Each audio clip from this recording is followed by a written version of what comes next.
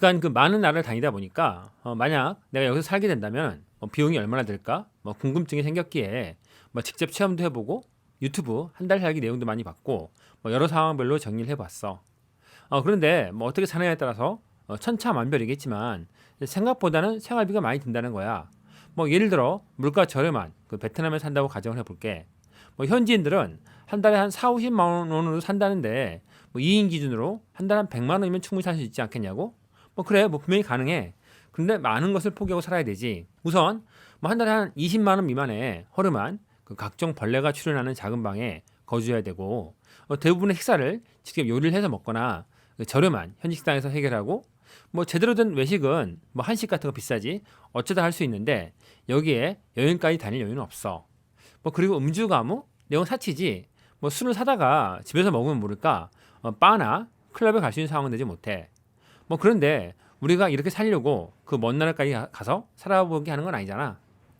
그렇다면 한국 생활 수준으로 산다고 가정을 해보면 생활비가 거의 동일하거나 오히려 더 들 수도 있어. 우선 아파트 임대료 꽤나 비싸. 대도시 호치민 특히 호치민 같은 대도시에서 좀 괜찮은 아파트나 콘도 방 2개짜리 월세는 한 100여만 원 정도는 잡아야 돼. 또 여기에 각종 공과금에 외식비, 문화생활 등을 하는 비용이 최소한 100만 원은 더 들어가고 만약 여기에 차까지 유지한다. 그러면 100이 더 추가되지. 추가로 주변 여행 다니고 음주 가무까지 즐긴다면 최소 월 400 혹은 그 이상 비용이 발생해. 더군다나 만약 애들이 있어가지고 학비가 비싼 국제학교 같은 것을 보내야 되고 사교육까지도 시킨다면은 오히려 한국보다 비용이 더 들어가서 급기야 한 달에 1,000만 원 더 모자라게 될 수도 있어. 정말 쓰기 나름이지. 정리하면 먹고 자고 기분만 하면 산다면 적은 비용으로도 가능한데 하나씩 선택 항목이 늘어날 때마다 비용은 점점 더 불어나서 나중에는 정말 커지는 금액이 될 수 있으니까 본인의 상황에 맞게 조율을 해야 되겠어. 그러면 왜 멀리 나가 살아? 그냥 한국에서 살지? 의무점을 가지게 될 수도 있어. 근데 한 가지 큰 차이가 있지. 한국과 같은 비용을 쓰더라도 좀 더 누리고 살 수 있다는 것이야. 예를 들어 인건비가 저렴하니 마사지를 자주 받을 수 있고 가사 도우미를 고용해서 집 청소해서 해방될 수도 있고 차 유지 시에도 기사까지도 함께 고용해서 정말 사장님 대접을 받을 수도 있고 또 저렴한 현지 식당 위주로 간다면은 매일 외식도 가능해.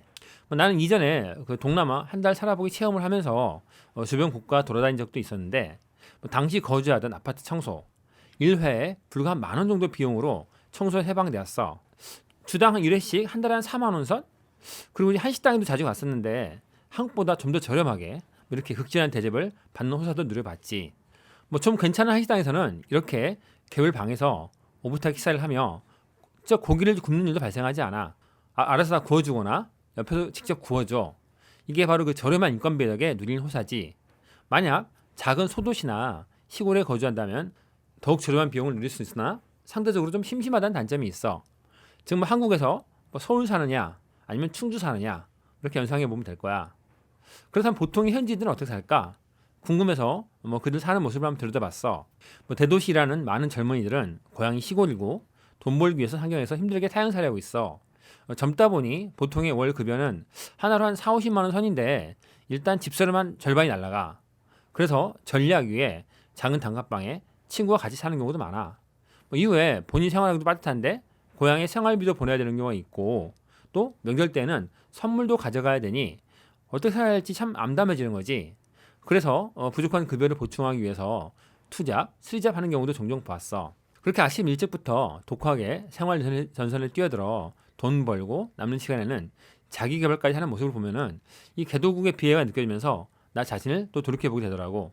참고로 이거는 동남아 생활비를 정리한 거야. 그래서 이제 보면은 참 이 월세가 문제지.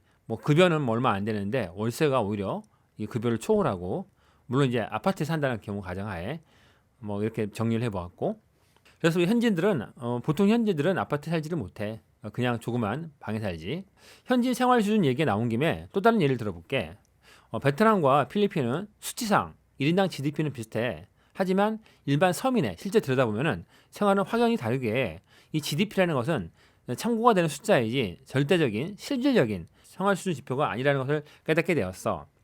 여기 다녀보니까 경험상 베트남은 절대 빈곤은 없고 적어도 의식주 해결은 가능했어. 그러나 필리핀은 달랐어. 필리핀에서 한 가족이 어떻게 살아가는지 얘기를 직접 들었는데 참 가슴이 먹먹해지더라고. 그 마닐라 변두리에 사는 40대 말 A의 가족은 5명이었어. 건설 일용직으로 일하는 그런 한 달 벌이가 한 뭐 50만 원 선에 불과했어.